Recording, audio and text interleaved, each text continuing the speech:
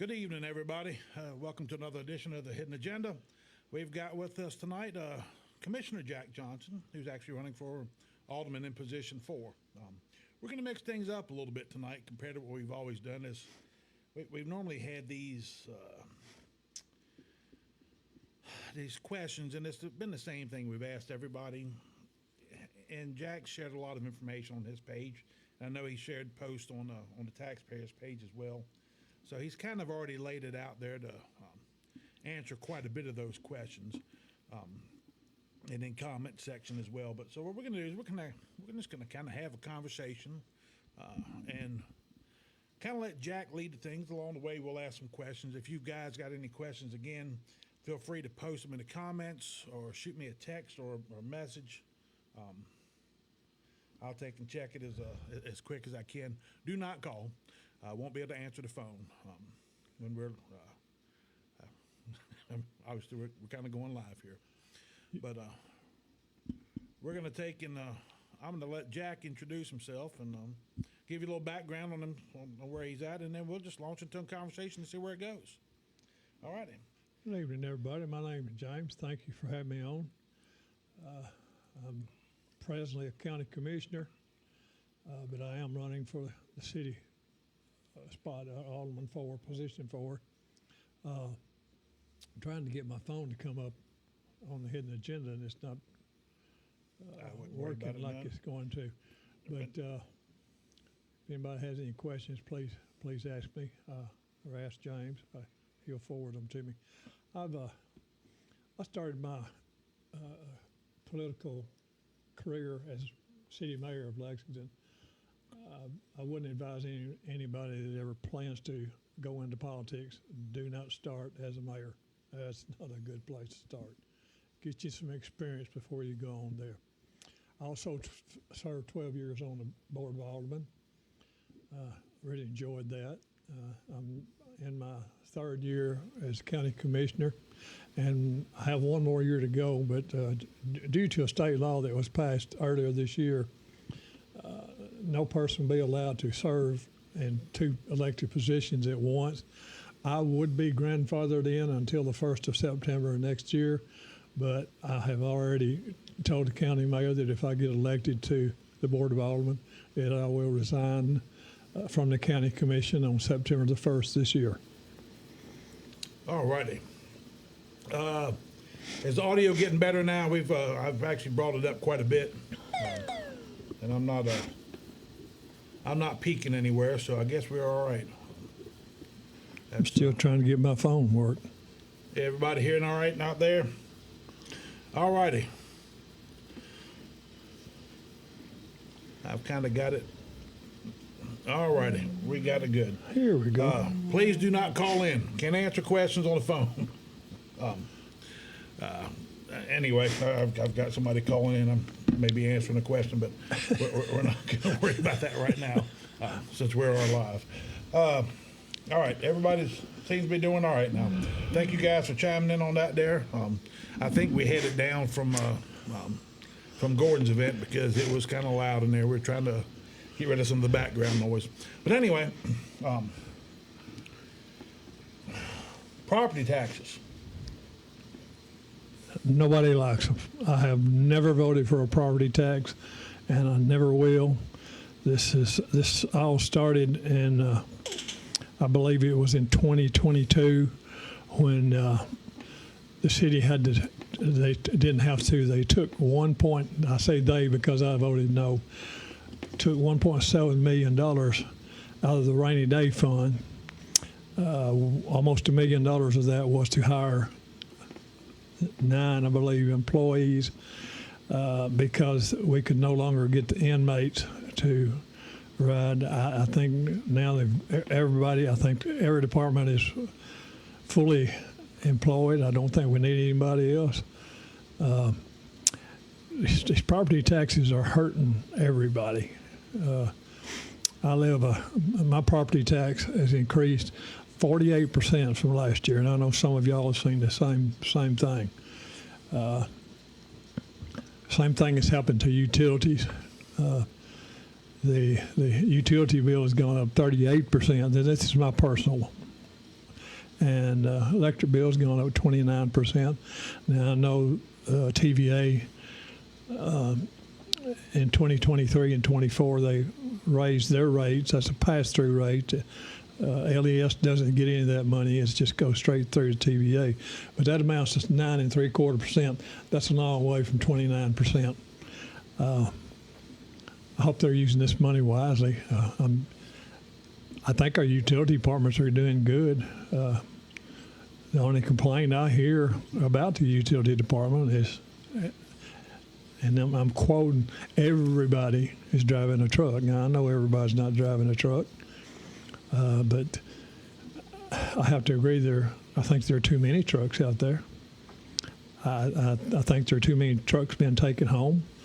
They should, if the on-call personnel, I don't have a problem with that, because as long as they don't haul their family, the kids or family, because if they were to be in an accident and hurt somebody, that would really be bad. And we hope that never happens, but it's always a possibility. But I don't have a problem with the on-call people stopping on the way home, or for that matter, I don't have a problem with city employees that do take them home. They stop it and get groceries or stop at a bank. I don't think y'all have to drive all the way home. I know a man that just passed away, Snoop, worked for the gas system for years. He always would. He lived out east of town, and he went through about a gallon of milk every day or two, and he would always go all the way home, even though he was on call, get his own truck, and come back to the store on the east side of town and pick up a gallon of milk. And I appreciated him doing that, but I don't think that was necessary. I think if you can do that, but and speaking of trucks being taken home, I was told several years ago that that's a perk for the personnel, the supervisory personnel, the department heads, and their assistants. Most of our department heads are making 6 figures. That's a good perk. And of course, everybody knows by now that they get full coverage on the employee, and they always have. And now they're up to 60% family coverage on insurance. That's a pretty good perk. I've worked several jobs. I worked for the federal government. I worked for the FAA. I've worked for the Navy in Mayport NAS, Florida. My benefits didn't start on day one. I didn't have all those. I didn't have 15 holidays a year. I don't know of anybody that does. I don't think the federal government has 15 holidays a year. All right. Well, you know, you ain't gonna get no argument from me there. It's you hit something perfectly. You know, the salaries and the insurances are greater benefits than probably 80 to 90% of the working class in this city. Oh, I know people who have taken jobs just for the insurance. I worked for a guy once, and he said when I took this job, I didn't even ask him how much we were making because they told me I'd have full coverage on my family. Yeah, I mean that's unusual. Right. I mean, and you know, and I'm going to say this here. We all know about the salary survey and where they were comparing us to Memphis and Nashville and That's Jackson a joke. and Dixon. Yeah, it was a joke. There's no doubt about We've that. had 2 or 3 of those, and it's come out the same every time. Well, you know what? The one thing I didn't see in that salary survey was comparing us to our own county that we actually in. You know, and the other day, I got copies of the salaries. I want to give you something here. I want to read you something. This is the city salaries. I just grabbed one account, and that was the sheriff's department, and compared it to LPD. LPD has 18 patrolmen. Now, an equivalent job in the county would be a deputy. The county has 14 deputies. Just 18 patrolmen.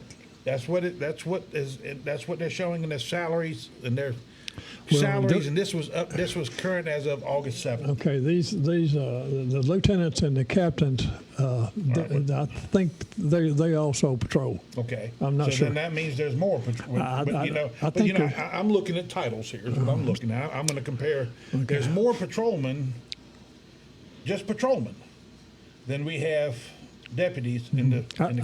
I think we have 31 that are actually on the road, Okay, in the and then four or five that work as upper level management. Okay. Well, now something I went back in here and I looked at, and I'm going to try to compare some apples to apples because I'm going to look at job titles here. All right, investigators. The county has 5 investigators. They pay those 5 investigators. This includes their holiday pay. It's $269,555. So we're going to say $270,000. Just round it up, make it easy, each figure. So they have 5 investigators.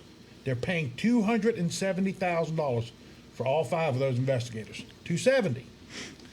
The city has 4 investigators that they're paying roughly $70,000 apiece. So they're paying $280,000 for 4 people. The county's paying $10,000 less, and they got 5 investigators. Let's look at here at police captains.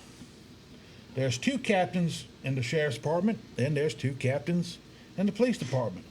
The 2 captains in the sheriff's department, they make $125,000 total for those 2 guys. Police captains, it's a little under 80,000, 78,748. I'm gonna say 80,000. That's 160. That is $35,000 more for 2 people. So roughly, wow, $18,000, $17,000 more than what they're paying in here. You know, and I can go on. You know, we don't have a lieutenant in the city, but then again, we don't have a major in the whatchamacallit. You know, the chief in here is kind of like the assistant. The assistant chief in the county, $82,000. The assistant chief here, $91,000. You know, why didn't they do a salary survey with like-sized jobs over here? And you got to think about something.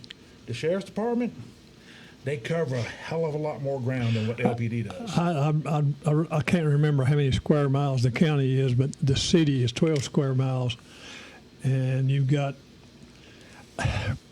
I've been told by some policemen that it's impossible for them to have 6 people out there writing tickets and seatbelt tickets but I've had several people to tell me that they have seen that many at one time out there. That's sure seems like we're mighty heavy in employees, number of employees, especially when we compare it to, and to me that is a like type market. I mean, it's law enforcement; they're doing the same thing. Now, granted, the sheriff's budget's a lot heavier because they've got the jail in there, Right. they've got to cover the court systems, which the city doesn't have to pay for any of that there. To put something in perspective, we've got about 8,000 people here, and 35 total police. Butler, Pennsylvania, where President Trump got shot, they're 18,500 population. They have 20 police officers. That seems kind of out of proportion. Yeah, it does. I But don't. you know what the first thing they'll say on that there in response to it? Well, we wouldn't have let the president get shot. Well, yeah, I can't brag on the Secret Service for that day. Yeah, well, I don't put that down on the LPD. They- I'm in the local police no, department up no. there. No. That's government dropped the ball. Federal government dropped the ball on that one, especially Secret Service. Just Oh yeah. insanely crazy. But yeah, I guess what I see is a lot of I mean, you touch base property taxes. There's been quite a bit of increases in property taxes, and I haven't seen an increase in our services. I haven't seen, matter of fact, I've seen a decrease in services with trash, for instance. We're paying more for trash pickup than we ever have. I mean, and it's almost doubled when they did a rate increase. But there was a reduction in service. The grapple truck that goes around and picks stuff up. Do you remember? I think you were still on the board at the time when the mayor told the department head, you can't cut services. That's true. That's crazy. Well, speaking of garbage, and that brings up recycle, and we recycle every day. I've read a report that about 10% of the people in the United States recycle. China's quit taking everything. You can't throw away a plastic bottle unless it's clear plastic. If it's green or yellow or whatever, it's not recyclable. It's now costing us money, and where we used to take it to the hub in Henderson, they paid us for the recycle. Now we're paying them. It's costing us about $330,000 a year. Recycling is costing us money. There ain't no money in trash. There's no.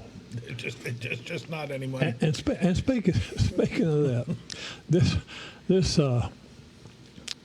what do they call the thing? The garbage shredder. Yeah, that $1 million shredder. $1 million shredder that employees and other people are calling it the $1 million boat anchor.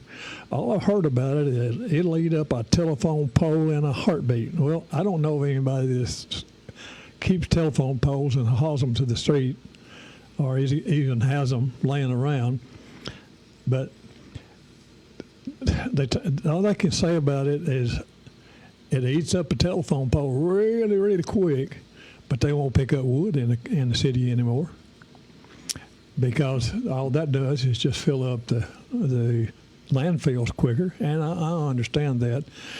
But the idea of this this shredder, supposedly was to get heavier loads. They wanted 23 or 24,000 tons, pounds loaded on there, and we weren't getting that. It's I don't know. I don't know anything about that recycling center, except if you have anything, if you have 5 bricks and 3 or 4 pieces of wood, a plank that you bought from a store or something that somebody maybe threw out in your yard, and you take it out there, they're going to charge you for that, even if you own property, even if you pay $25, $27 a month, whatever it is, because they're going to call that construction material. Yeah, $62.50 I think is what we pay. We're commercial rates. Yes.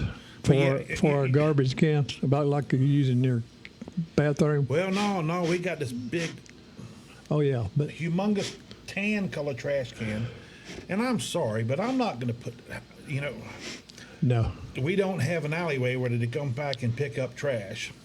So the only choice we have is to put it on the sidewalk. And I'm not going to, number one, it makes my business look like crap when the trash can's sitting out there, and it just makes the town look bad.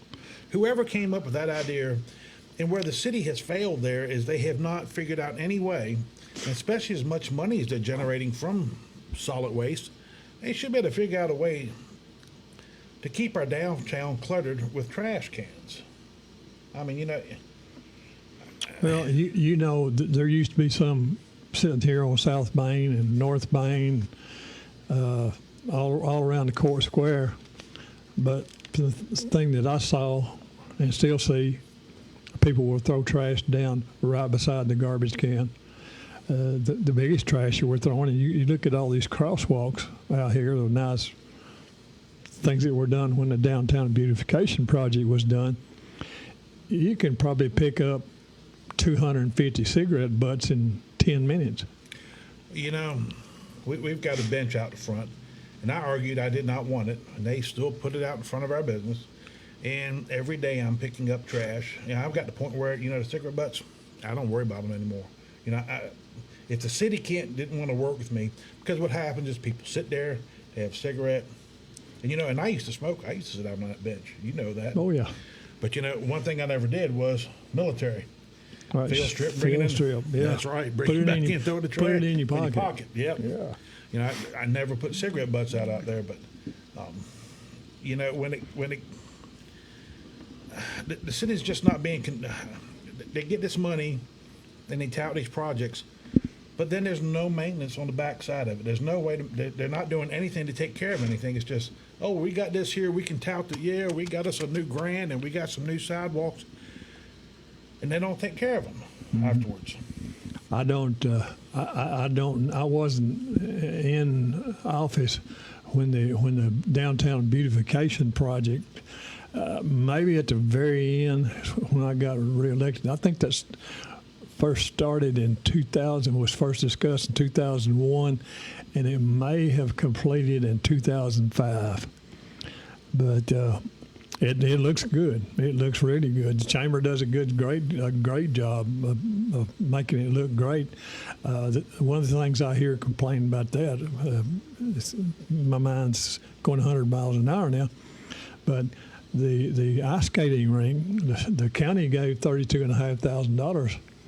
What was it, 3 years ago to the chamber for that ice skating rink.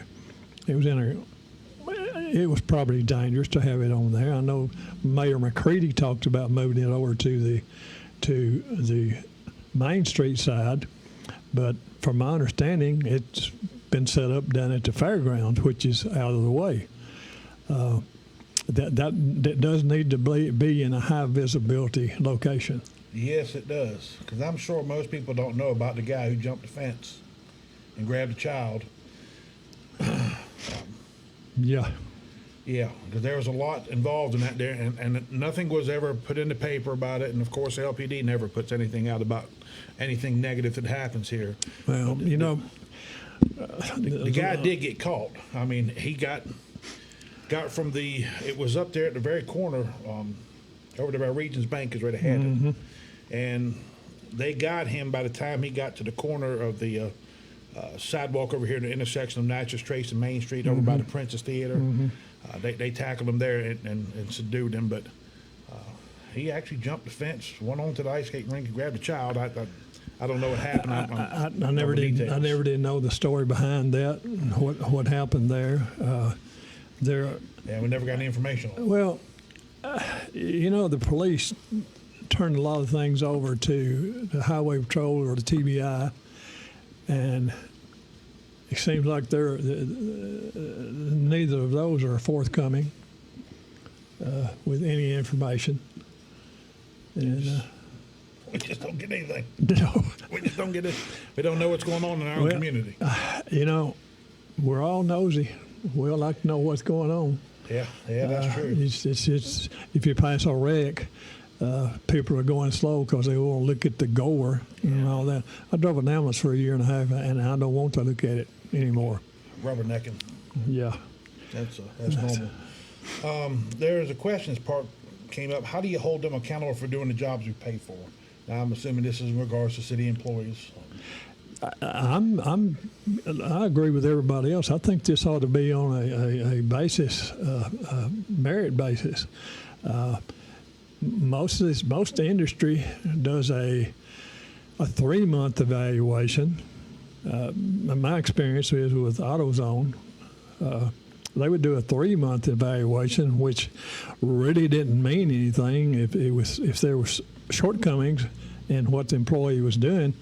They would discuss them then, and then at the 6-month period, they'd go back over this thing and the evaluation, and they'd say, okay, have you improved here? And that determined whether or not they got a raise. They started out, AutoZone started out doing a percentage raise.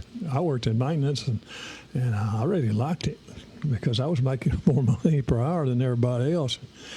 But about the third year, they started doing the straight across the board raise, which I like, straight across the board. Give everybody 50 cents or $1. This percentage stuff, when you give somebody 5% and they're making 6 figures, and I think the guy that's out here, I don't know what the lowest paid guy in the city is, $45,000 maybe. There's a lot of difference, but it goes back to what I've heard other aldermen say over the years. That loaf of bread and that gallon of milk cost the same whether you're making $40,000 a year or $140,000 a year. You're right, and that's a problem.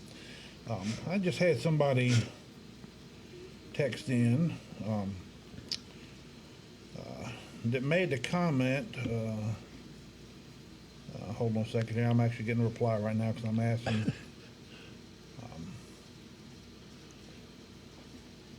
I got it now. You're answering a question. Yeah, I'm actually dealing with somebody who sent some information in. Okay. My phone is Has it picked it up? it picked it up, but it's Yeah, we haven't gotten any questions yet other than the one. but it's behind. You know, going back in, there was somebody shared with me information that was shared back on July 29th about the solid waste department is now fully self-funded. That means trash and recycling services are covered by service fees, not your property tax dollars. Yeah, you know what? That's true. That's very true. But you know what? It doubled our rates. Yeah. And our property tax, let's think about something here. But when they actually created this, you were on the board at the time. Right. So when this came about, when they raised the rates, well, guess what? That means we were paying for it out of property taxes. So we were already paying for it here. But then they jacked the rates up and say, well, we're fully self-sustaining now. Well, yeah, well, what happened to this property tax money? Where did that money go to? Good Because there's question. a lot of savings. Good question. Why didn't they come back to a rebate there if we were paying it? In other words, what they did was they were already charging us here and they kept our money there for the same service, and now they jacked our rates almost double for the exact same service. So, you know, yeah, it's true. It is very true. What is said is that the solid waste department is now fully funded. The bottom line is off of fees, not property taxes. But hell, it was already funded by our property taxes to begin with. I haven't seen a financial report from the city for almost 4 years now, so I can't answer there. The financial report that we got could be much, much simpler. It was something you could look at and could be put on less than a page of paper, and then we could understand what's going on. But I don't know what's going on there. I've got I got a text come across here. You know the houses over there in Pope subdivision Yes, with the correct? I haven't seen them, but I've heard about them. Okay. The question is, do you think there's the new house over there needs to be moved? And I'm assuming they're in referencing the ones with the cracked foundation. The way I understand that, that was approved by the state. Whatever the fix was, I can't answer that question. I haven't been in construction in many years, and I've got copies of the. I'll see if I can get you copies of that. There of the original permit that was issued for it, the original plans, including site survey and what the footage was going to be before anything ever started. Right. And then we've got the engineering fix for that problem where they're putting in wing walls to support.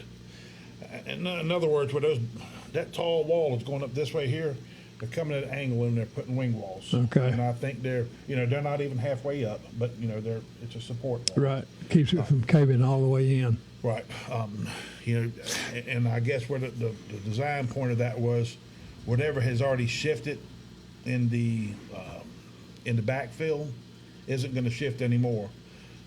My question here, though, is now if we've got and I don't know how deep that concrete pad is. I'm assuming it's probably a 4-inch pad. Probably. But if that has shifted at this point, if the backfill was never properly tamped down, and it has shifted, plumbing and stuff's going to be it's going to be coming up under there too. So has the plumbing shifted?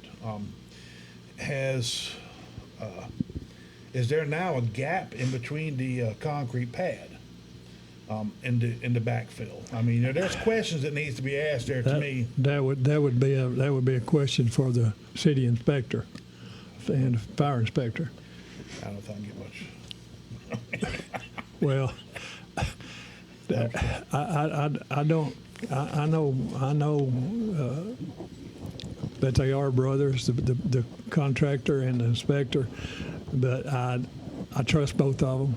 I think they're doing what they can. I would have to. I'm just supposing, and somebody has told me that the state inspector has looked at that construction and has approved it. That's just crazy. Anyway, we're moving on to the next topic there. Thank you, Dan. We certainly appreciate you tuning in and watching. If I remember correctly, I think you chimed in on a podcast before you're going to be relocating down this way, I believe, from up north somewhere. Well, maybe one of these days I'll get to meet you when you get down here. All righty. Yeah, welcome to Henderson County, in Lexington. Yeah. It's a good place to live. I tell Oh, you, it is. I've got some fine friends I've made here. I love this area, and this is my home right now. But we definitely got some issues with politics. And most of these people are moving in here are getting away from states and cities that have high property tax rates, and they're coming in here, and the big four, as I call them, on the Board of Aldermen, keep voting them in. It's like this year, Mayor Griggs said we're not going to have any raises, any property tax increases. Well, they ended up with, as you discussed before, the 2% for the employees that are coming out of the general fund, and then everybody got a 2.5% for FY 26-27 or 25-26. And there's over $500,000 that's been spent, but the only thing I see there is they're going to have to take it out of the general fund, and that's when the city's financial troubles started. I think is when they, and again I say they because I didn't vote for it, took the $1.7 million out of the rainy day fund to hire those 8 employees You know, we bought. It seems like they have to spend $1 million every year for something. We got $1 million shredder. It's just one. It One just the new keeps fire on. truck too. Oh yeah, that was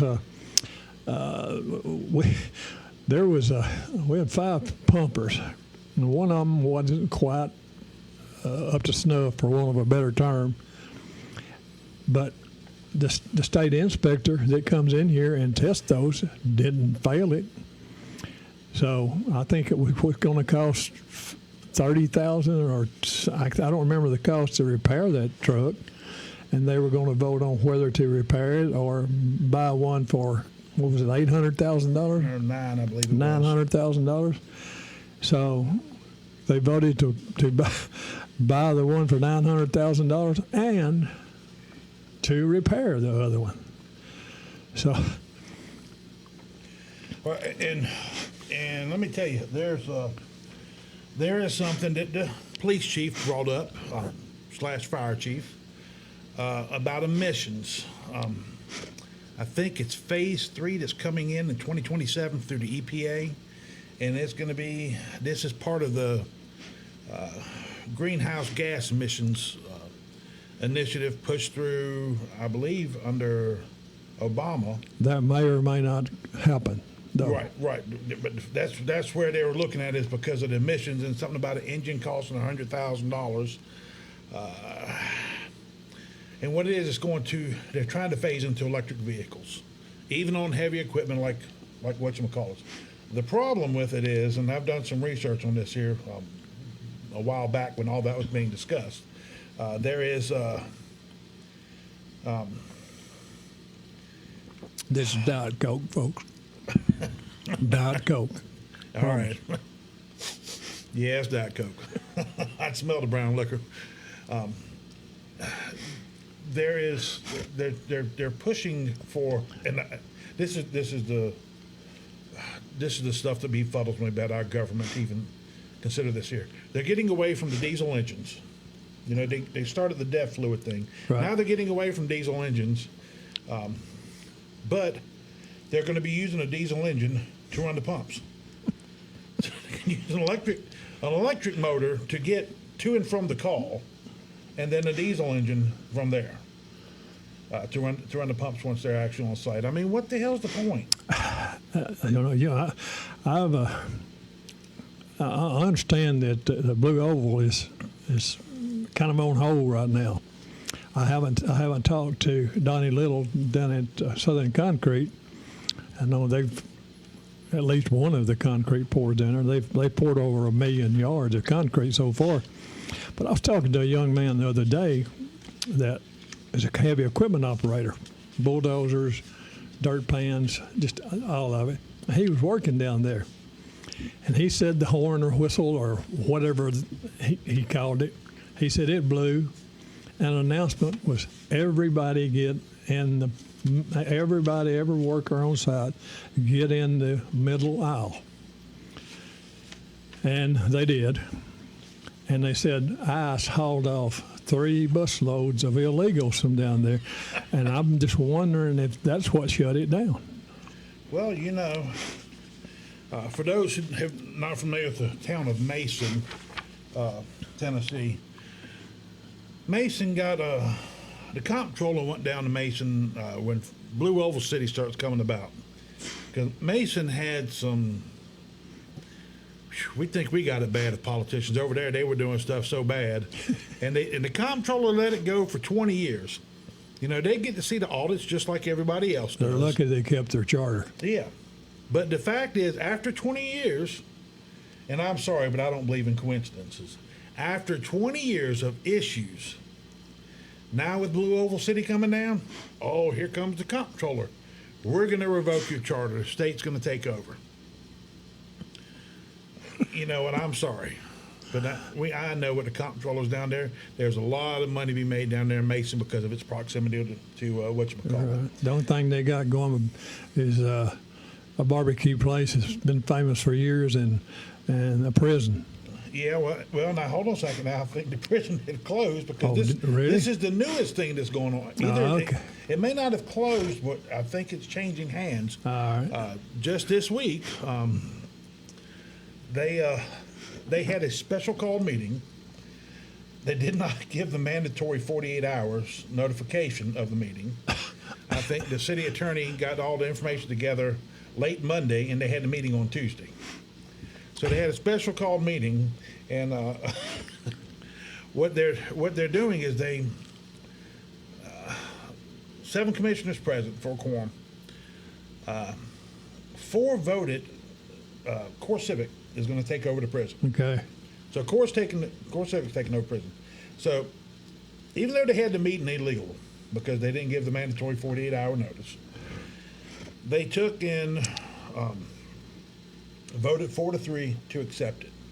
Which, I mean, anybody that wants to challenge this in court, just run it in front of the chancery, get a temporary injunction, all that stuff's nullified, and they'll have to go back through and do it the proper procedures. And it'll happen anyway. Yeah, it's going to happen anyway. Well, I don't know. The second vote they had was to allow the prison to be used for ICE detainees. Okay. That passed.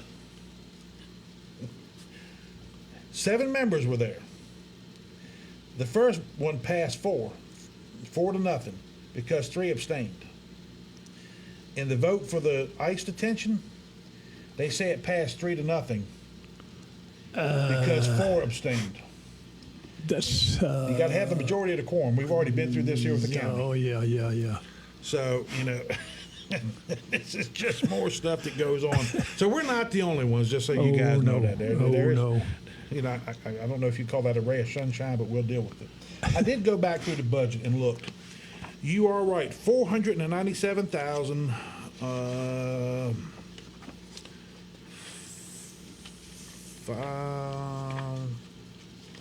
Where is it at here?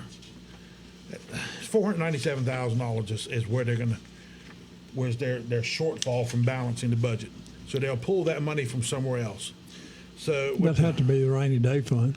yeah, I think it can come out of the rainy day fund. They're going to keep on doing that. They're going to deplete it. I don't even know what's in the rainy day fund again. As like I said, I haven't seen a budget in 4 years, so. Well, I've got this one here. I'm trying to find. Normally it is on the front page, but apparently I don't know where the city recorder has put it now, because I would like to see the value of a penny.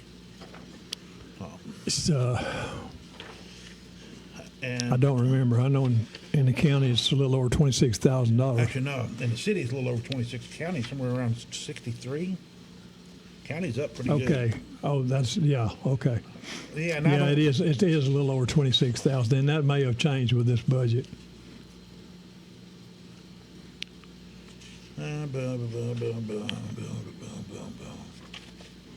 Anyway, I can't find the value of a penny in here. I'll have to take and dig, find that, see if it's in the budget somewhere. But anyway, let's just say, I'm going to say 26,000. Okay. Okay. So let me see here.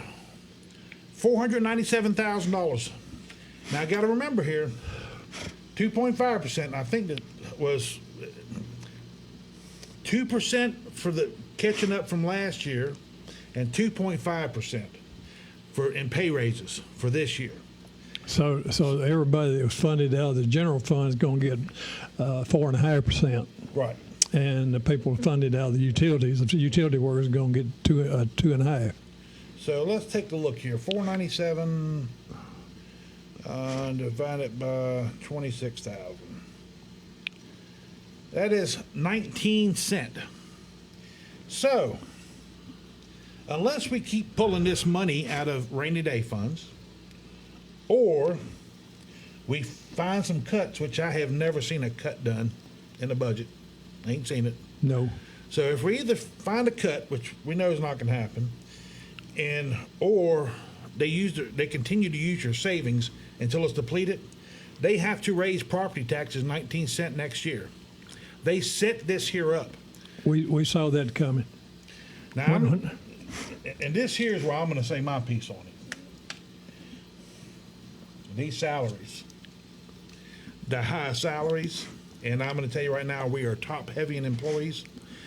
What they have done is they have gotten it to the point where they're going to have to start making, the board's going to have to start making cuts. And I'm talking about jobs. I mean, it's just they have inflated this thing here. They're just either going to have to start making cuts to get this stuff here out of here, or they're going to have to raise property taxes. There's not going to be much else that's going to happen. I disagree with you. I don't think they'll have to get rid of any employees. I think the big chunk of money would, if they'd start with the vehicles. Yeah, but you can't cut that though. Well, we can. You can keep from buying more. Well, that's right. But you know, the And question is how much do you really save there? Drive them at least 150,000 miles, 180,000 miles, or drive them till they wear out. Well, see, I would have to disagree with you here, because our problem is when you cut a vehicle out, or you cut, I'm buying a case of water, or I'm going to go out here and buy, I need to get reams of paper. You know, well, paper's probably not a good thing, but Anything involved. well, the fact is, you know, if we buy a truck, that's not a recurring expense that we got to pay for every year, year after year after year after year. We pay for it once. Yeah, you can pull that off, but at some point in time frame, you're still, I mean, we're going to have to get trucks. And what's happened is all these recurring expenses in salaries. Now, I haven't gone through to look yet in the budget, because I hate the way the city's budget. I'll tell you right now, Megan Vineyard, Lee Wilkinson, I don't know how it was before that. Whoever was the finance director over there, the people that prepare the county budget is freaking spot on. It is so easy to read and understand. It doesn't, you know, this here, I mean, it's just, I will say for once, he actually did increase the font size, so it's somewhat, well, it's Okay. not that much better. I haven't seen that. But it's so much easier to read the, you know, it's not one long report. You know, they break it down by department. They'll have a page for this department, and this department, and this department. This here is just, it's like somebody's printing off a dot matrix printer, and I'm sitting here going, going through, and it's like, but when we look at these things here, what I look at is recurring expenses. Someone told me it was somewhere in roughly 38% of the cost of salaries. 38% of the total cost of salaries is about what we pay for benefits. You know, we got workers' comp, we got to pay in there. I just talked to Fran Burton the other day. Okay. She said that's somewhere between 42 and 45%. Okay. Well, let's just say, you know what? I'm going to be nice and say 40%. Okay? And I'm just going to, it's 5.247. I'm just going to round it to, I'm just going to say 5. Let's see here. And I don't know how much the match is on the retirement program for the city, but at one time it's at least 6% and per week, and it's been as high as 10% per week. But now I couldn't begin to tell you what it is now. Well, you know, I'm going to sit here and look at this thing here. We're looking at total revenues of $10,947,000. I was going to say $10,950,000.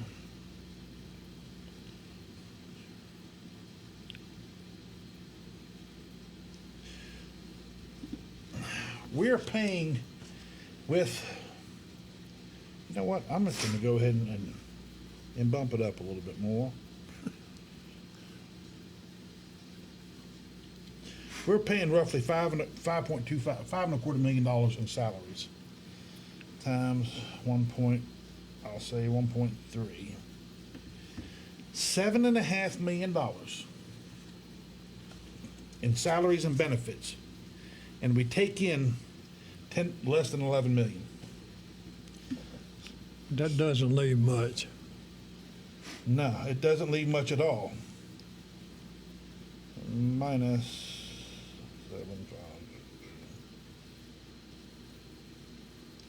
It leaves us less than $3.5 million to run the city. That's not good.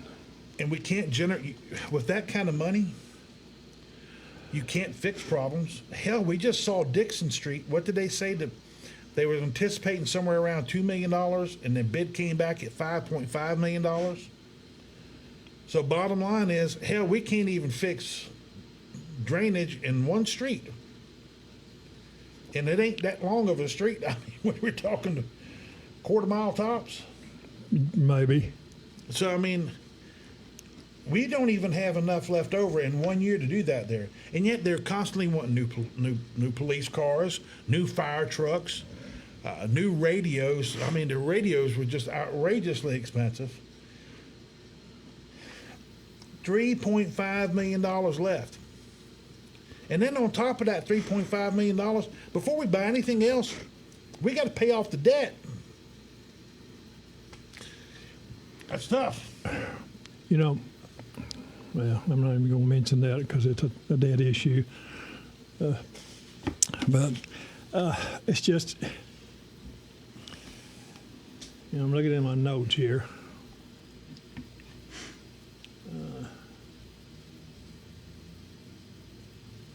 Well, for instance, I've got 3 opponents in position 4.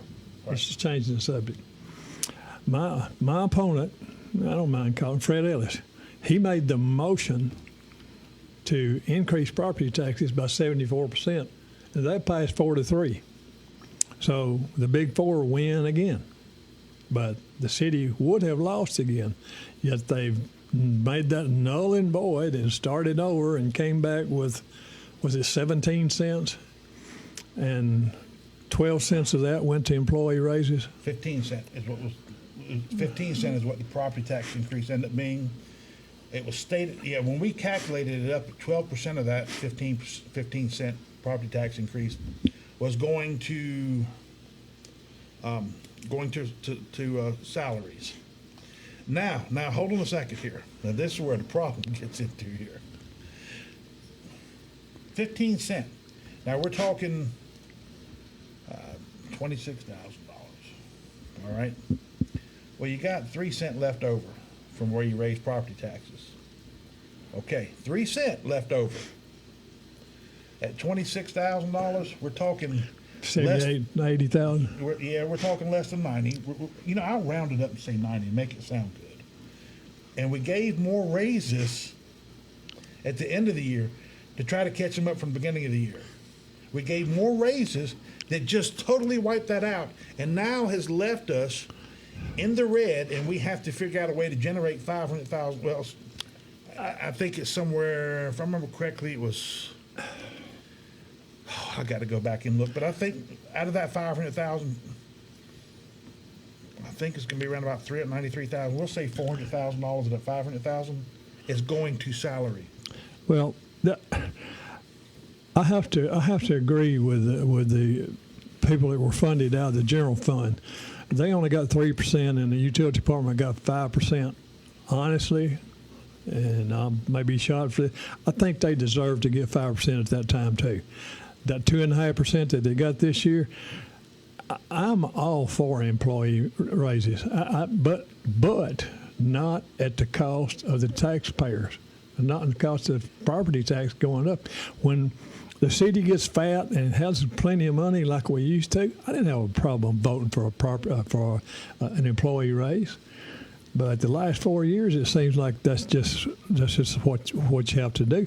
And my years on the board, I was always a part of that 3, trying to do my best and getting slapped down. And then the people out here, they're posting and they're saying, well, why don't you just get rid of everybody up there? People, I want to tell you, folks, it only takes 4 votes to pass something, and so you shouldn't be blaming the 3 people that are voting against these property tax increases and these buying these $1 million pieces of equipment, multi-million-dollar, hundreds of thousands of dollars for stuff that we don't need. And Give me just 1 second here. I'm calculating up something.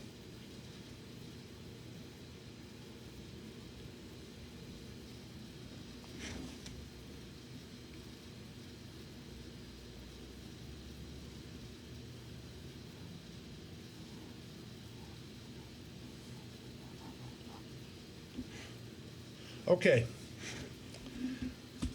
Since fiscal year 21, we're in fiscal year 26 now. So we're talking 6 years here. Since fiscal year 21, 2.8% raise. 22, they got a 2.9%. 23, they got a 5.9%. 24, they got a 8.57%. 25, they got a 5%. And then they got another 2.5% this year. That is 27.8% raises over the last 6 years. Mm-hmm. Let me tell you right now, brother, you served in the same military I did. We ain't never seen nothing like that. No, and nobody else has. No, nobody else has either. This is insane. And what it has done, and this is my personal opinion, and I'm sure I'm going to upset people, and I don't really care. They have put us in a position that you're going to have. I don't see where you're not going to be able to cut jobs. Because that is you're talking. We just found out by doing the math. 75% of your revenue coming in is going to pay people. I hope it doesn't come to that. That's just. Well, the problem is the big four pushing for all these pay raises and wanting to. They've created this problem. They have. They're the ones who have done this here and have, by continuing to push raises and raises and raises. And you know what? And I'll call it out. Nobody else will. When you got an alderman who's got a bunch of family working for there, and he's trying to get his family paid, that's not good. That is not good whatsoever. And then you've got other rubber stampers in there. Do I believe we need to take care of our employees? Sure. If every one of our employees were stellar, and there's nobody ever complaining about any of the employees standing around doing nothing, and it happens quite often. You've seen it. Yes. Alderman Rhodes seen it sitting out here. Yes. The city attorney called me out to show it to me out here. Yeah, people have seen it. That's management. Well, that is management issue, but and that's a salary too. That's kind of how I look at it. That is a management issue. Sending too many people to do a job. It really looks bad when you see 5 or 6 vehicles out there and 5 or 6 people. And I don't sit around and watch people work. My opinion's not going to make any difference.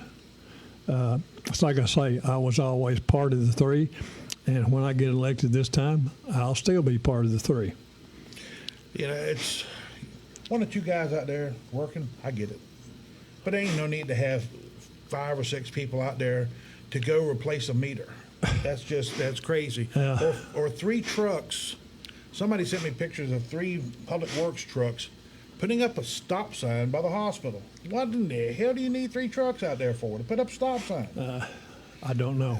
It's those things like that there that, to me, it should be an easily justifiable thing to sit there and say, we're going to start cutting jobs, because if they're going to stand around and not work, and then think about the revenue that comes, that's saving, that can actually go towards services. That's kind of what I'm looking at is, man, we've just got so many people in here. Well, these people are on call. They've got it tough. In the really hot weather, and they're out here in the sun. And of course, when I've worked out in the hot sun, and I still do. I have to weed eat and mow when Lisa will let me. And I've worked in the cold, but now I feel for these guys who have to do this. I will say one thing about the electric system. Unless the policy has changed, I've heard people say, well, the electric system, they're out here handling these wires and all this thunder and lightning and rain. Well, unless the policy has changed, they're not touching any wire if there's a thunderstorm within 5 miles. And that may be the case. And I do appreciate what they're doing, because I hate to be in the middle of a good football game, especially a UT football game, and then the power goes off and I lose the game, and I have to get up my battery powered little storm thing radio that Lisa's got and try to find the station, and then you have to crank it to keep it going. It's not the same as watching it. No, it ain't. No, and you know, and like I said, we have got some mighty fine employees in this city, Oh, mighty man. fine. But we have a lot of dead weight that we need to cut loose at some point in time. We've had a problem with sewer line on a house down the street that Lisa's working on to flip, and we got into something we didn't know we were getting into. The sewer line started. There are only 3 houses facing that street, but one faces on each end of this is Robert Street. On each end of Robert Street, there's on the Broad Street end, there are apartments facing Broad Street, and then my neighbor across the street from me is facing White Street, the same as my house. But the first house on the right, as you start down toward Broad Street, that's where the sewer line begins, at that house. And that runs through that backyard and the house next door, and then on down to Broad Street. We have had to call the sewer department out there 2 or 3 times because the first house on the line has some problems, and they have to come out there and they have to come out there and blow out the whole line. You know, everybody's got a clean out. So, but it's and I'm very pleased with these guys. They'll usually send 2 or 3 people, and I'll have to say they're needy, and they're just very nice. I called the other day I can't remember what the problem. Oh yeah, we had a water hose. It's on a Y thing. You know, you can hook 2 hoses to it, and I ran over the grass. Our whole backyard is tall Bermuda grass, and I was mowing. And I mowed over a good hose and had to remove about 2 feet of it. Well, I went up there to make sure the water was cut off. I thought something happened. Anyway, Lisa said the dog was going down into our storm cellar and drinking water. That's an old storm cellar. Our house was built in 1957, I believe. And she finally realized that the other hose was on and the main faucet was on. That hose had cracked real close to the house, and water was going on the ground between the concrete deck and the foundation of my house, going under into my storm cellar. And I'm gonna have one of those water bills that's scary. But I did talk to Justin about that, and he says, well, when you get your bill, we have a form that you come up here and fill out, and it's an adjustment form, and tell what happened and what you did to fix it. And maybe they will, maybe they won't adjust it. The only thing, that's my fault. But I just hope I'm not added sewer charges on that, because I know none of that went into the sewer. It went into my storm cellar. Right. Yeah. And that's. And I wasn't aware that they had an adjustment policy. I wasn't either. I mean, it's. I don't think I've ever heard about it. No, me either. Maybe that's something they don't advertise. Do you know? Of course, I haven't. Copy of that there. I'm assuming whatever that form is. If you can get a copy of it, post it up on the page. I will. And speaking of water, and I haven't seen an audit in 4 years. But do you know that we have over 300 million gallons of water unaccounted for every year? Yet we have a leak in your front yard between your mirror and your house. You have to pay for that. But I think we're probably also paying for that 300 million.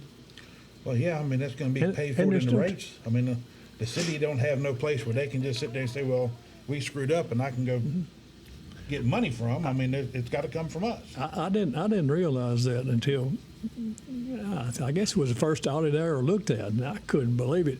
But Michael Harper was a utilities manager then. He says, "Oh, that's about normal for a system our size."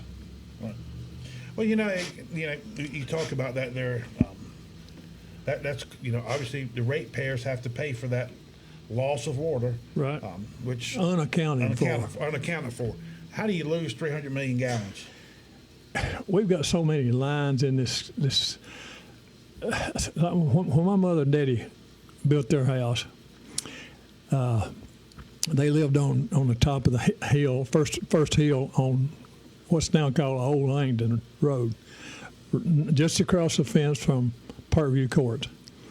My parents built that house, and 2 or 3 years later, the people that owned the farm next door sold that strip of land and to the feds, and they built Parkview Court.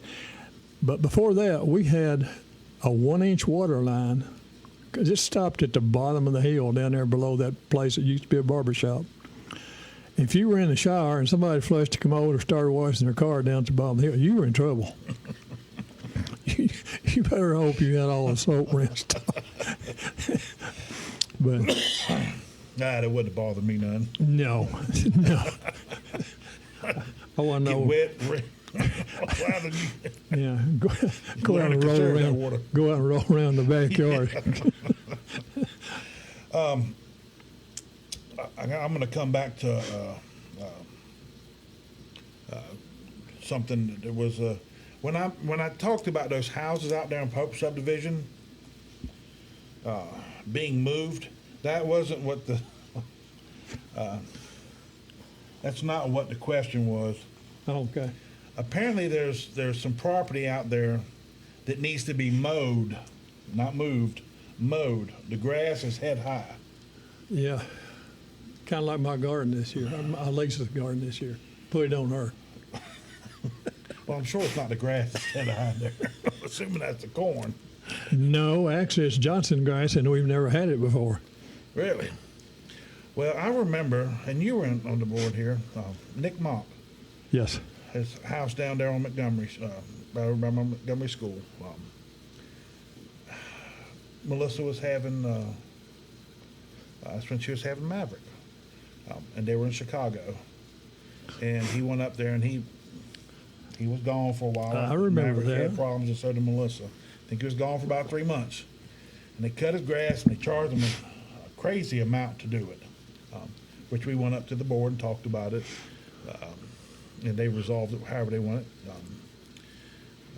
The board failed to follow their own policy. Arnett failed to. The board policy was to you had to send out a certified piece of mail to the address on record, and that didn't happen. So I think the board had to eat that. I don't remember the outcome of that, but I do remember the discussion. But this is kind of what's going on over here. Is he ain't cutting them no mower now. You can have to get a bush hog out there, but that's inside the city limits. I mean, and that's actually in a subdivision. Why aren't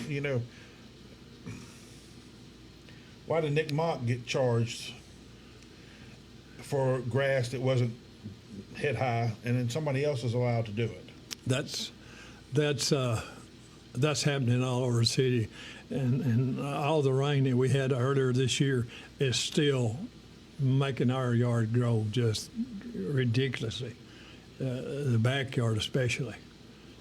And Lucky mine's it's thick Bermuda, and of course we're down to mowing it once a week now, and we all summer, especially when the rain. During the early summer, we were mowing that thing twice a week, That's where and sometimes leaving hay rows, as we call them. yeah.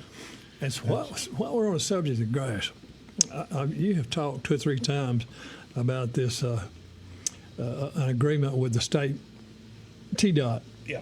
about fixing our state highways. All right. I talked with Casey Kyle. We are still mowing. They are still mowing the right-of-ways and the city limits. Okay. But that's all they're doing. And he said if we did sign the contract with the state again, we would be responsible for all these storm drains that are bad. And everybody that's been out North Broad can see that. Some of those storm drains, once you get, you're just seeing Just the grate. just the grate. That's all you're seeing is the grate. You're not seeing that thing might be 7 or 8 feet deep in there. If we were to sign that, if the city were to sign that agreement, we would be responsible to fix all those things. So we can't afford $110,000 is what they pay, what the state pays. That wouldn't tell you. That might fix one or two. You know, I'm gonna refer you to have a conversation with Blake Mitchell on this here, and I'm gonna tell you the reason being is, property up here right beside, right past Jackson State. There, the storm drain out there, and I've actually got videos. Blake and I went out 2 different times. That storm drain is like 30 feet deep. Mm-hmm. And there's a problem where it's picking up off of one culvert, and what's happening is when it's coming into the storm drain box itself, it doesn't have a good seal. And on top of that there, if you actually go out there and look where the grate is and the concrete is formed around it, on the back side of the concrete form, there's a hole and water's running down there. Well, if you look down in the grate, you don't see that water coming down. It's running out back behind the box, which eventually will create a sinkhole and drop that box down. But that is a state problem now. Well, and the state has tried to deny it, that it was theirs. It's theirs. And all the engineering reports, everything that was done about when that was installed, it was all done by the state. Everything was done Yes. by the state. But they're trying The to, driveway permits. yeah, that's where the problem started over this here. The state wants to take and control. This is what they're doing. Let's sit here and say, tobacco shop down here. That's facing 412 there, and then it's got a side street over there. Right.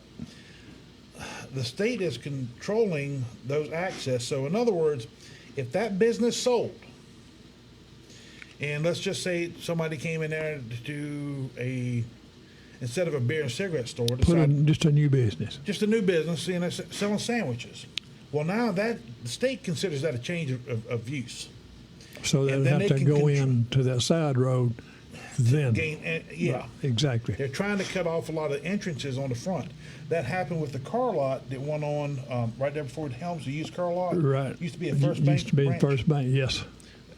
That's what happened there. Is they actually blocked their driveway coming on off of whatchamacallit. Yeah. You have to turn on the side. Yes, street. and now they have poured a curb there, I believe. Yeah. That's That's- and that's what they're trying to do out there up north. I can sort of see that on a busy highway. It's like down in. I can't. I'm going to tell you the reason being. If I pull out from a side street, or if I'm 10 feet over here pulling out of a driveway, what the hell's the difference? Well, that kind of reminds me of Kaywood School. Of course, right now, I haven't been down there any time where a school was getting out or starting. But coming from 22 South toward town, I have seen cars, 3 or 4, backed up in the right lane to turn right. They don't have their flashers on. They don't have their right turn signals on. Unless you really pay attention, you can run over somebody right there. And I don't know what the solution is. It maybe an extra turn lane. If we get TDOT to do that, that would be great. But I don't know if they have room there because isn't there a big ditch there across there? Yeah, I think there is. But I feel sorry for parents now that dropping off and picking up kids from school with it. Yeah, But it's going to be so much better. And by the way, do you know that whoever designed that utilities building up there, there is not a catch basin on that property that I've seen. All the water comes down that street. I think they're working on it now trying to improve the drainage. Mr. Austin down there has had holes in his yard you could see 10 feet down there where they're replacing that old cover. That thing. Down there right on Mason, on Maple Street. Right. That's. Is he the one that owned the heating and air building down there? No, it's across the street. Okay. Yeah, I know what you're talking his about. residence there. But I don't know how long that thing's been there. That cover's been there, but it's made out of brick. So it's been there a while. That's got to be there a while. And that's. but it's gonna, and hopefully they're gonna put the slow. They know what they're doing. They're just. I talked to him the other day. He said, "I ain't gonna vote for you. You didn't get my street fixed like you said." I said, "I told you I would talk to somebody about it." People don't seem to understand that, but anyway. No, and that's true. It takes more than one. I mean, when you're dealing with the board, it's all about votes. Oh yeah. I'll tell you what, Jack, I am going to turn this over to you. We're about an hour 15 in. I got a couple things I'd like to say to you. Well, go ahead, bring it on up then. Okay.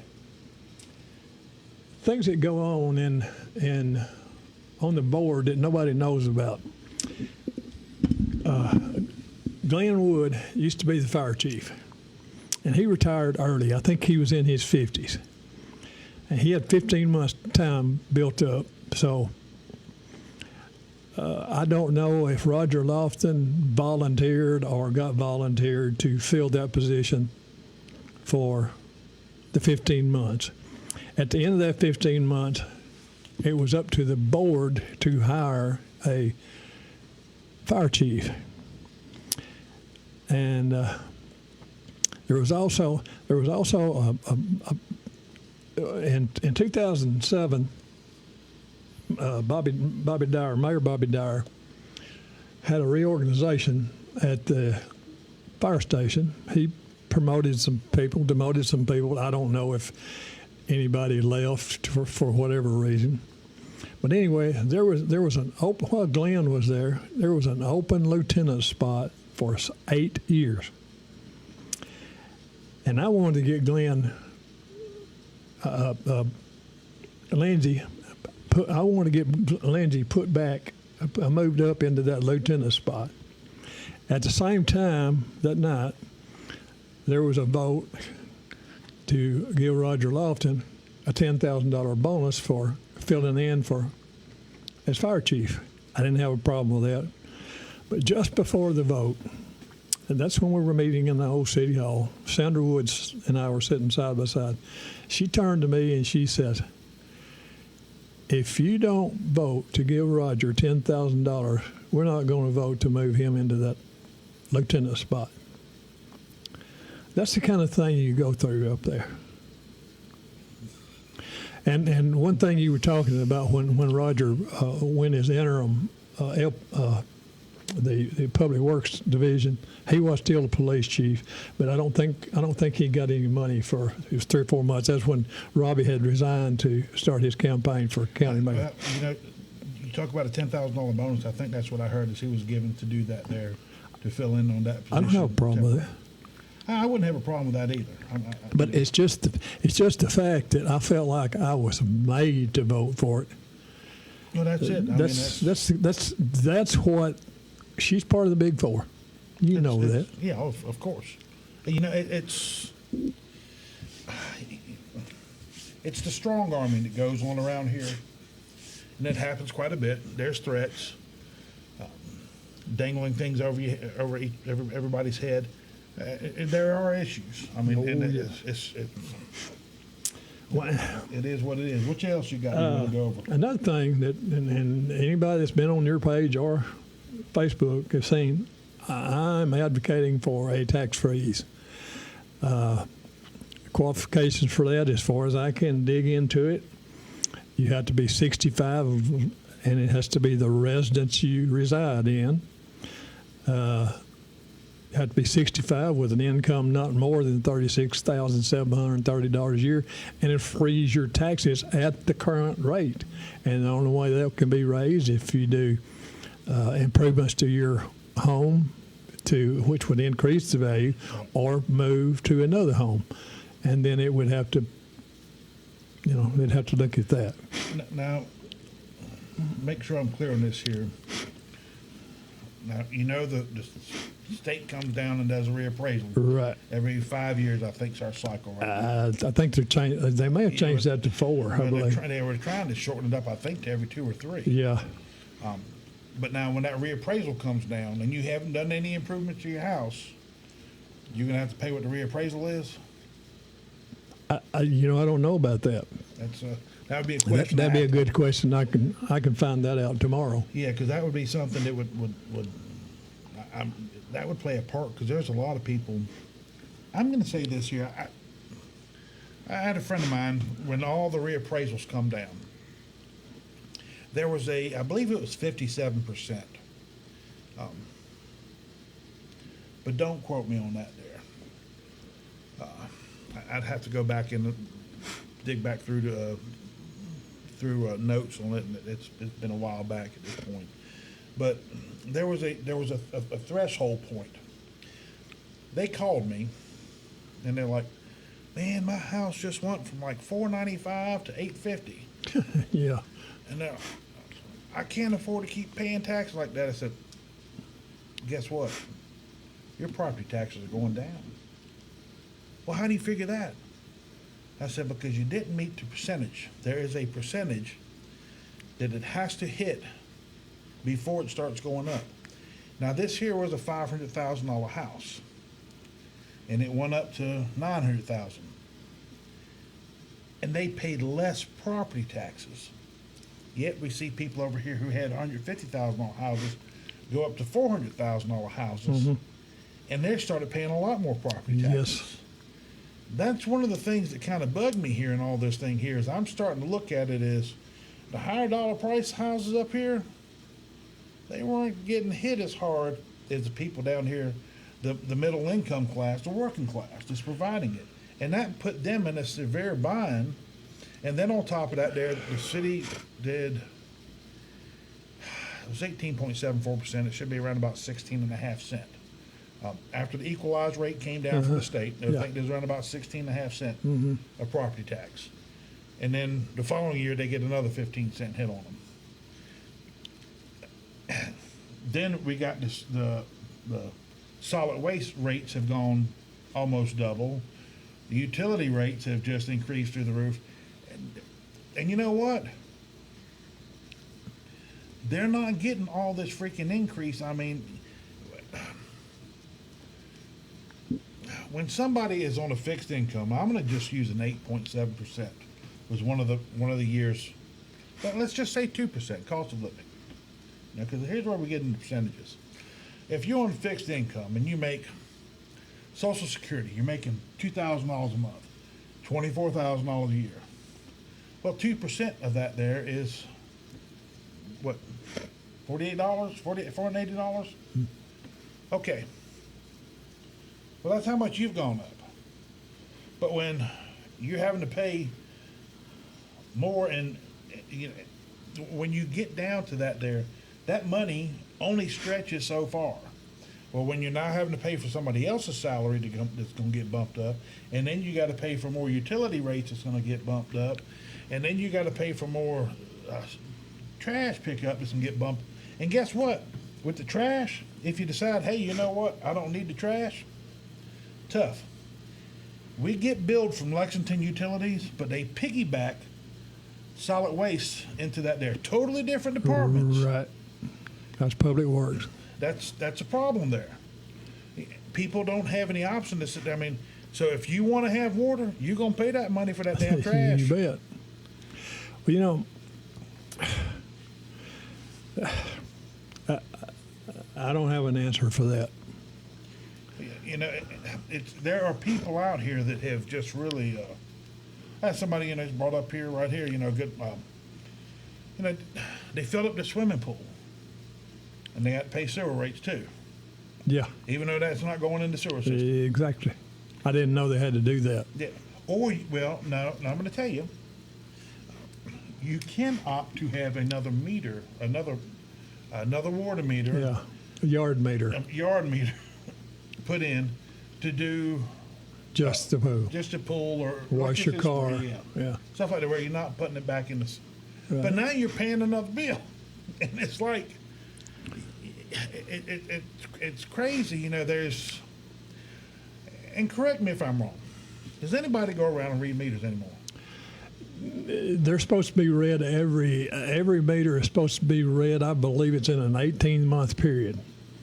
So one time in 18 months. Manually. It takes that long to read. What is it, 22,000 meters or something like that? Ah, damn if I know. I think because No, there's no way we got 22,000. really, Yeah, there ain't no way.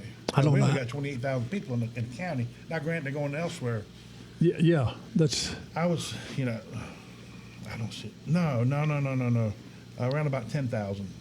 Maybe it's 10 or 11. okay. Anyway, they're supposed to be read manually. Of course, we got the truck or the side by side. I think some are using now to It's got a little antenna up there and automatically read your meter. Yeah. But back to the property taxes. I've got a friend that owns a lot of rental property. He's had a lady rent for him for 20 years or over, he said.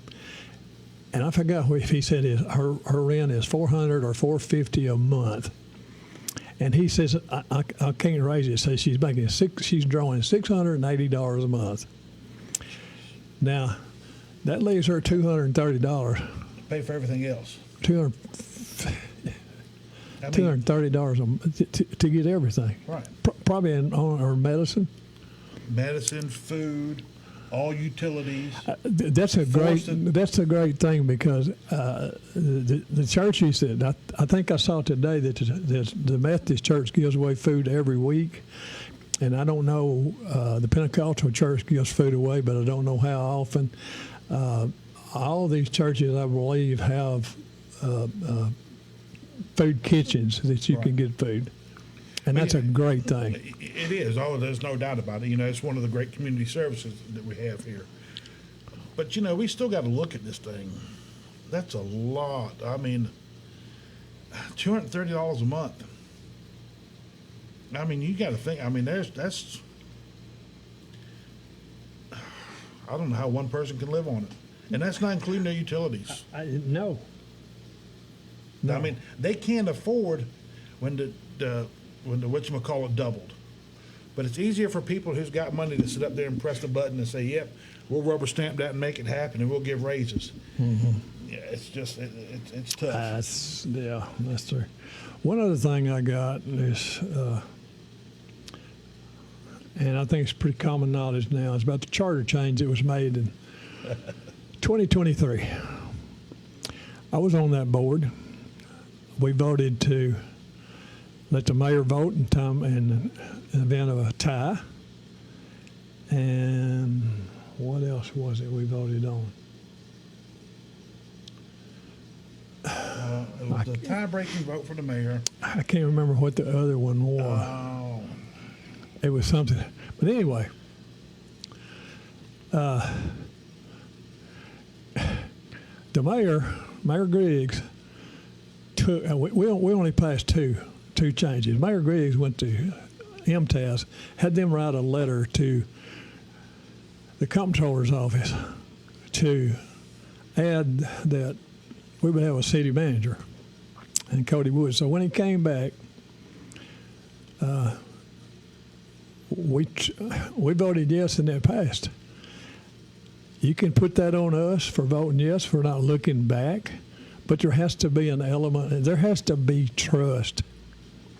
Well, there is no and trust. there is no trust. No. And once you lie to me, and that's what this was, and it really, or pull something like that on me and the people of Lexington, I'm through with you. Trust. Trust is the biggest thing that I hear people. Exactly. And it's one of the things that I hear people, when they talk about replace them all, is they just believe that the whole system is just so corrupt that the only way to fix it is just to start afresh. And that, it's not feasible. I see that, and that's and people there should be some kind of way, some way to see the in the city that the three people who are Gordon, Jimmy, and Tim, they're voting no on this stuff that's costing us so much. Right. But it's not. right, that's not a majority. That's the problem. There's no majority there. That's with that charter change. You're right. I was at that meeting. For some odd reason, I did not record it, and it was in November of the 22. No, it was in. Yes. It was November 22 Yes. is when y'all approved that change. Right. And let people know how a charter change works is it's a lot different than the regular vote. You got to have first, second, but you have to have what they call a supermajority, which Five means you people. need 5 votes of the 7 to get it passed. Yes. And then from there, once it gets passed, it then has to go to the state legislature. Well, we have to have 5 people, or Nash won't even look at it. Right. So if once you get that there, it has to go to the state legislature, and the state legislature has to approve it, and then they have to send it back. So what happens is So we ratify it with 5 votes. they ratify it with another supermajority of 5 votes. And what happens is there's and you got to kind of read because we're digging into this with the election changes. Clay Crook and I have been working over that there today. Earlier this morning, we had gone through this stuff. But anyway, when the state legislature makes this change, creates this private act, they'll put it into a public chapter for that year, and they'll assign it a number. And that public chapter for that private act is just ours. Nobody else has it. It is solely for us. And then what happens is, like Jack said, it has to come back down and it has to get ratified. Now, where the problem was is the board had trust. I can't say it any other way. You guys had trust. I used to trust until I started finding out. We paying didn't attention. find that didn't come to light until After the budget cycle last year. early this year. Yeah, well, no, it was last year, You sure? August 26th. Yeah, it was actually during the budget cycle last year, because in August 26th of last year, which was after the budget cycle, that's when there was a meeting,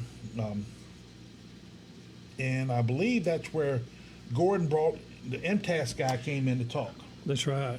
And then Gordon finally pushed him to tell him who made these changes. And that's when he said the mayor did. Yes. So this here was done, and then of course the mayor and the city recorder signs off on it. So I'm sure the city recorder was well aware of the fact of what was going on Right. to give him more authority, Right. which was never granted by vote by the board. So technically, but the problem is,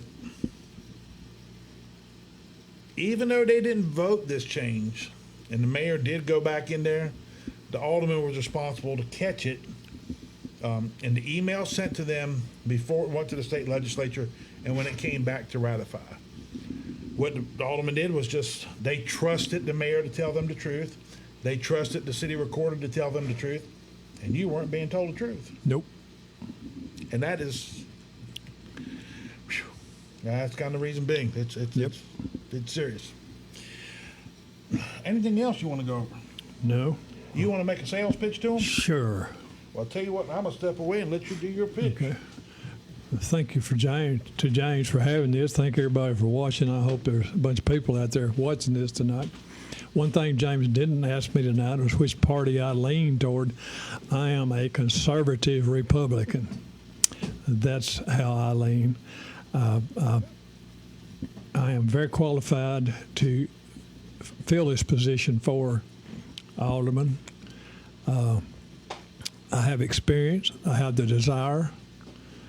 And I was raised poor, but like Tim, I was poor but happy. I didn't know I was poor until I joined the Air Force.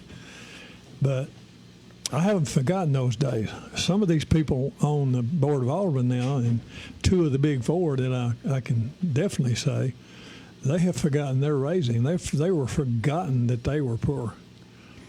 And I won't ever forget that. I really learned how to appreciate my parents. You know, I always loved them, but I learned how to appreciate them. I do want to stress this again. It's been stressed so many times. In 2007, the board chose to split our terms. I don't understand the reason for that. That lowered our turnout into voting from about 2,400 out of 5,500 registered voters down to somewhere between 800 and 1,000 people. And we probably have close to somewhere between 4,900 and 5,000 people right now. But the thing that's important, position. You can vote for one person in each position. One person in each position.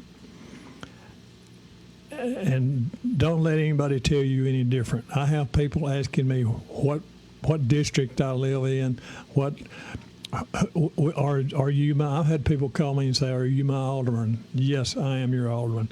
When I was an alderman, I was alderman for everybody in this city. I'm a commissioner now, which after election, if I'm elected, I will resign that position effective September 30th. I am a commissioner in the 6th, but I am a commissioner for the entire county. We're all in this together, folks. Your vote's going to make a lot of difference. This may be the most important vote we've ever seen in the city of Lexington. Thank you again, James, and thank everybody for watching. Y'all have a good evening. Sleep well. God bless you. All righty. Well, I guess that's going to finish us up for tonight. Tomorrow, we've got Donna Ross, who's running for same position Jack's running. She's going to be here at 7. Then on Wednesday, we've got Clay Crook coming in. Now, Clay is not running for any position other than he's trying to get his turkey on his write-in ballot for mayor. I don't think they have much success. You know, that's a... I may vote for it. You know, it is what it is. It's political satire. You know, I appreciate that, Clay. I mean, we go back and forth over things. I think we both have a passion for trying to pay attention to what goes on. You know, that's one of the problems in America today. There's not enough humor. People take everything literally. Oh, yeah, you're right about that. Well, you know, and they can't have a conversation. You know, Clay and I go back and forth here. We're on the opposite political spectrum here. But at the end of the day, we're working together to try to get information to bring to the citizens. I've never walked out of a board meeting or commission meeting mad. You know, that's, you know, so bottom line is, I mean, you know, we don't have to sit there and hate each other. None of this is personal. I mean, heck, what we do up here, you know, these are things that bother us as citizens, taxpayers, voters, whatever it may be. You know, it's nothing about attacking anybody.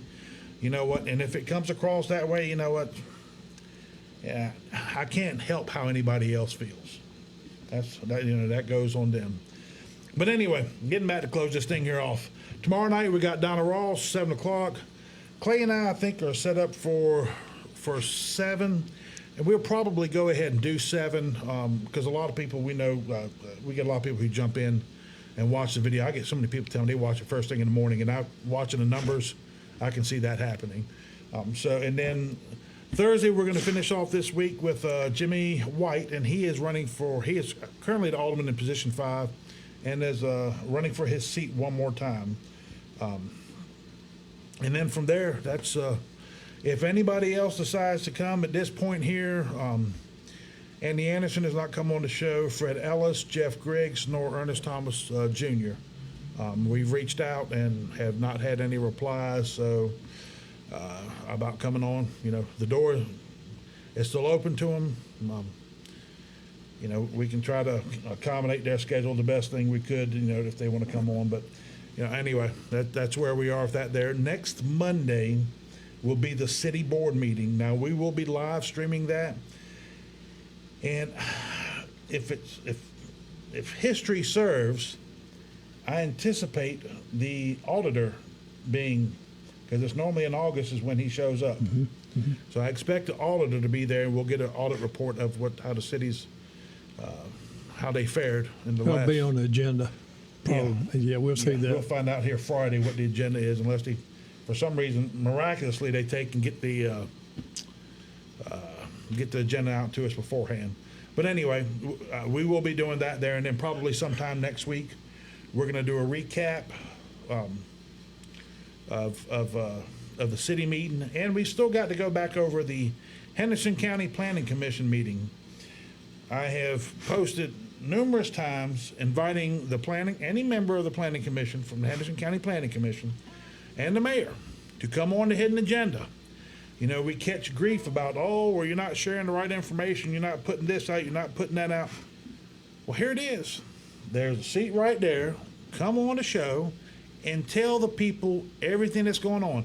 This way here, you're promoting the transparency that you ran on to be elected and that you preach about. And you can't sit there and say, well, you know what, the wrong information's going out. Here's your opportunity to tell the truth. Tell what's going on so we actually all know. Anyway, nobody has chipped in on that there, so I guess I'll have to take the weekend and start digging into the video and seeing what happened, because I was having a bad night that night, couldn't make it to the meeting. But anyway, that's where we are. Thank you guys for tuning in as always. Sorry to be long-winded here. We're closing this out, and we will see you guys tomorrow night, 7 o'clock.